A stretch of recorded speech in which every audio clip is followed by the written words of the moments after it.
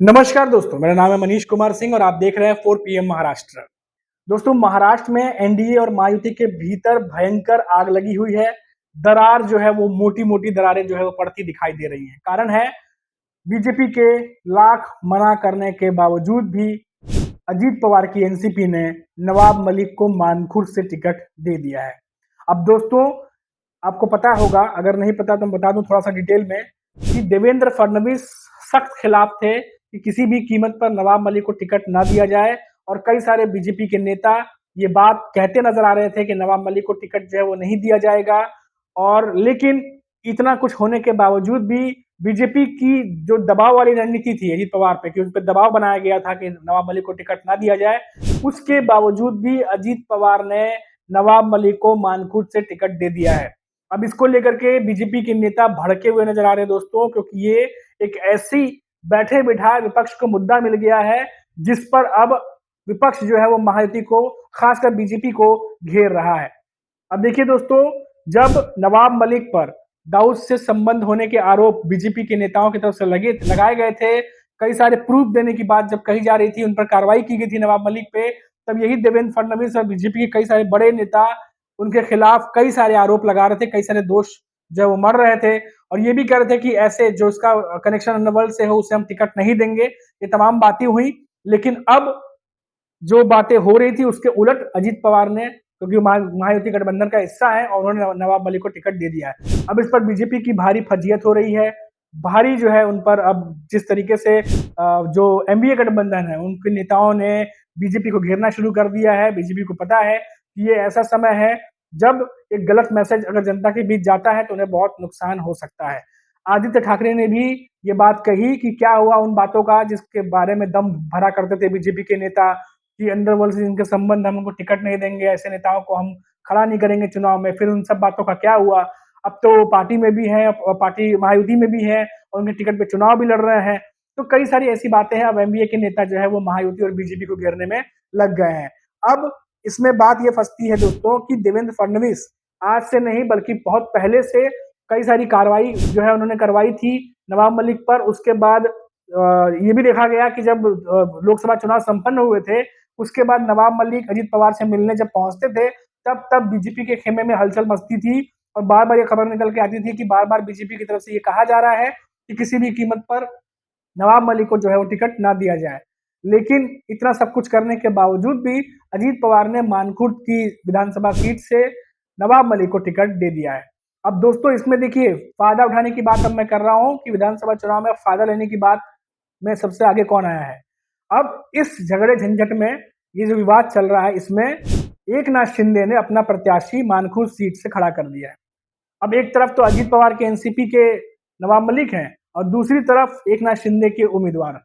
अब ये महायुति के नेता हैं दोस्तों, ऐसे कई सारे ऐसे सीट हैं जहां पर महायुति के नेता एक दूसरे के सामने ही खड़े हैं और चुनाव लड़ रहे हैं।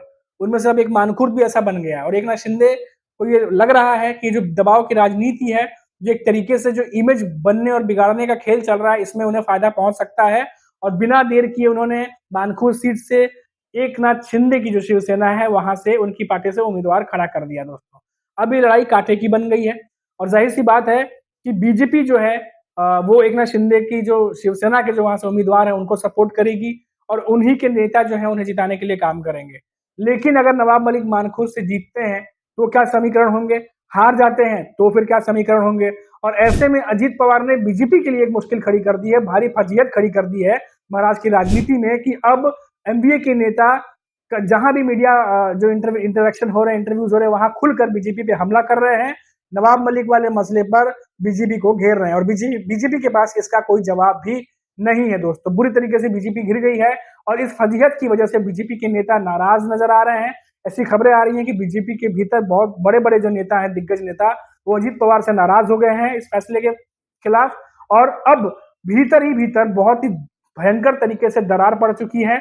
लेकिन चुनाव का माहौल है, शायद इसीलिए काफी कुछ चीजों को दबाया जा रहा है। लेकिन इतना जरूर है दोस्तों कि ये जो स्टेप उठाया अजीत पवार ने, इससे बीजेपी के नेताओं को भारी असंतोष है, गुस्सा है और नाराज है वो कि इतना सब कुछ होने के बावजूद भी महाराष्ट्र की राजनीति में बीजेपी की तरफ से खुलकर नवाब मलिक का विरोध करने के बावजूद महायुति के गठबंधन का हिस्सा अजीत पवार के एनसीपी की तरफ से नवाब मलिक को टिकट दे दिया गया दोस्तों।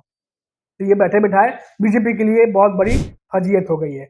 और दूसरी तरफ एकनाथ शिंदे अब इस पूरा जो मामला है, इस मामले में फायदा कैसे उठाया जाए उसकी रणनीति जो है वो तैयार करके अपना उम्मीदवार उन्होंने खड़ा कर दिया है। तो अब ये मानखुद की सीट भी जो है दोस्तों, अब वो चर्चा का विषय बन गई है, क्योंकि अब वहां से ऐसे चेहरे हैं जो विवादों में रहे हैं और इसी की वजह से जो है वो अब चर्चा में है। आपको बता दें कि अजीत पवार की एनसीपी की तरफ से एक टिकट नहीं बल्कि 2 टिकट नवाब मलिक की तरफ से दिए गए, उनके बेटी जो है सना मलिक उनको दिया गया है और सना मलिक भी खड़ी हैं और दूसरा टिकट नवाब मलिक को दिया गया। नवाब मलिक भी खड़े हैं।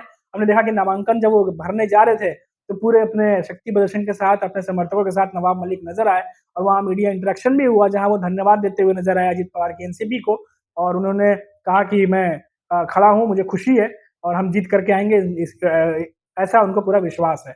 अब दूसरी तरफ देखिए एकनाथ शिंदे के कैंडिडेट खड़े हैं और वहीं बीजेपी जो सबसे बड़ी पार्टी है महाराष्ट्र में, वो जो है अब वो अजीत पवार से नाराज चल रही है। तो देखना होगा कि ये नाराजगी अब और कैसे बढ़ेगी, कितनी बढ़ेगी, क्योंकि पहले ही एकनाथ शिंदे और बीजेपी के बीच में बहुत ज्यादा खींचतान चल रही थी।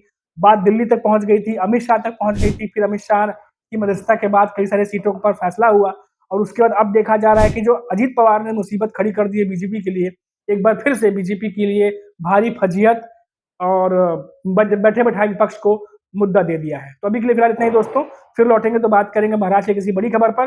तब तक आप देखते रहिए 4 PM महाराष्ट्र और मुझे इजाजत दीजिए। नमस्कार।